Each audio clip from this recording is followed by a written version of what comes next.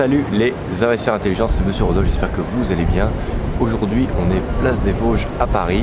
J'ai bientôt remonté dans mon train qui va me ramener vers Marseille suite aux différentes sessions mastermind qui se sont passées ici. Ça a été assez intense et je voulais passer par ici parce que c'est pour moi le plus bel endroit que Paris puisse avoir. C'est super intime, c'est beau et c'est une place que pas grand monde connaît. Ça se trouve à 2 pas de Bastille et si vous ne connaissez pas Paris, bien je vous encourage à venir ici, à vous arrêter boire un café, c'est vraiment sublime.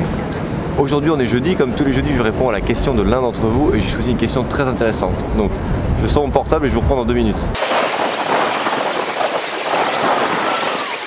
Donc la question que j'ai retenue, c'est la question de Augustin Delaporte. Donc bravo pour tes vidéos instructives, donc merci beaucoup Augustin. La question c'est ça. J'ai une question sur un point précis. Tu dis que c'est un point de négociation si l'immeuble est complètement vide, non loué.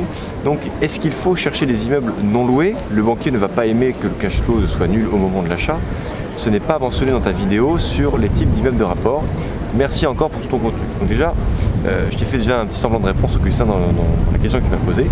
Mais ce que je veux dire par là, c'est que si l'immeuble n'est pas loué, c'est pas grave du tout parce que tu peux vérifier qu'il y ait bien une tension locative. Si l'immeuble n'est pas loué, ton banquier va craindre que s'il n'est pas loué, c'est parce que ça n'est pas louable ou parce qu'il n'y a pas assez de demande, surtout si l'immeuble se trouve dans un endroit que tout simplement ton banquier ne connaît pas et donc forcément on a toujours un peu peur de ce que l'on ne connaît pas.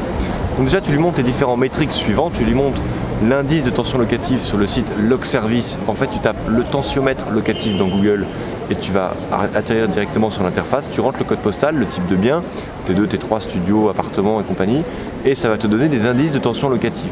S'ils sont favorables à ton investissement, déjà c'est très bon signe, mais surtout tu peux faire un imprimé écran et l'intégrer à ton dossier de banque que tu vas montrer au banquier.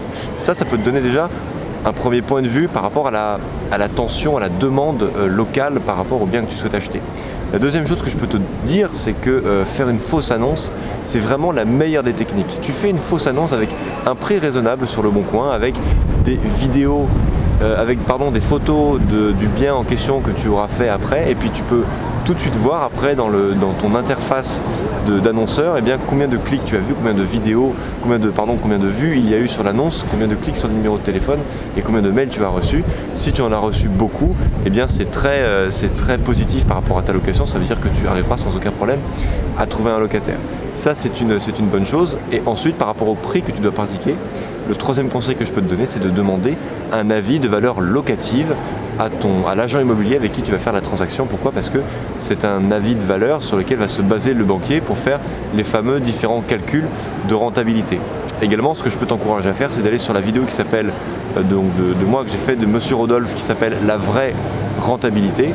Tu peux télécharger un tableau qui va t'aider dans la simulation de tous les types de rendements par rapport à savoir si ton opération est viable ou pas. Voilà Augustin, j'espère que ma vidéo t'a plu, elle est pour toi, elle est évidemment pour toute la communauté des investisseurs intelligents. Je vous dis à très bientôt en vidéo, je vous dis donc, on sera donc samedi pour la prochaine vidéo. Ciao.